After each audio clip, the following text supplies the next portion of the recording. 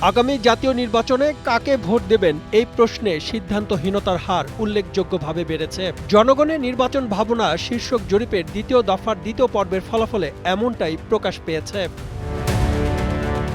জাতীয় আর্কাইভস মিলনায়তনে innovation consulting, নাগরিক প্ল্যাটফর্ম ভয়েস ফর রিফর্ম ও BRIN এর যৌথ উদ্যোগে এ জরিপ প্রকাশ করা হয়। ফলাফল প্রকাশ অনুষ্ঠানে জানানো হয়, চলতি সেপ্টেম্বর মাসের 2 তারিখ থেকে 15 তারিখ পর্যন্ত সারা দেশের 10,413 জন বিভিন্ন বয়সী ভোটারের উপর জরিপটি চালানো হয়। একই প্রতিষ্ঠানের গত মার্চ মাসের জরিপে ভোট দেওয়ার সিদ্ধান্তের ক্ষেত্রে হ্যাঁ বলেছিলেন 62% উত্তরদাতা। সেপ্টেম্বরে তা কমে দাঁড়িয়েছে 57.8%। বসুন্ধরা টিস্যু, অশুদ্ধতার বিরুদ্ধে এক বিন্দুও ছাড় নয়।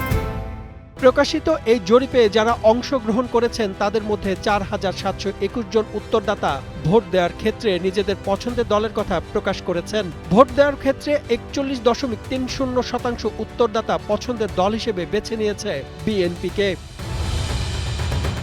এছাড়া জামায়াতে ইসলামীকে পছন্দ করেছেন 30.30% উত্তরদাতা, আর জাতীয় নাগরিক পার্টি এনসিপিকে পছন্দ করেছেন 4.10 উত্তরদাতা।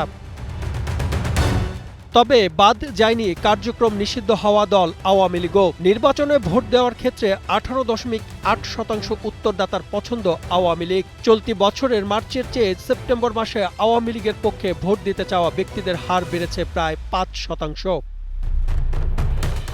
জরিপে 45.70% উত্তরদাতা আওয়ামী লীগকে নির্বাচনে অংশ নেওয়ার সুযোগ দেওয়ার পক্ষে মত দিয়েছেন। তারা মনে করেন নির্বাচনে সব দলকে অংশগ্রহণের সুযোগ দেওয়া উচিত। অন্যদিকে বিচার হওয়ার আগে আওয়ামী লীগকে নির্বাচনে অংশ নেওয়ার সুযোগ দেওয়া উচিত নয় বলে মনে করেন 45.58% উত্তরদাতা।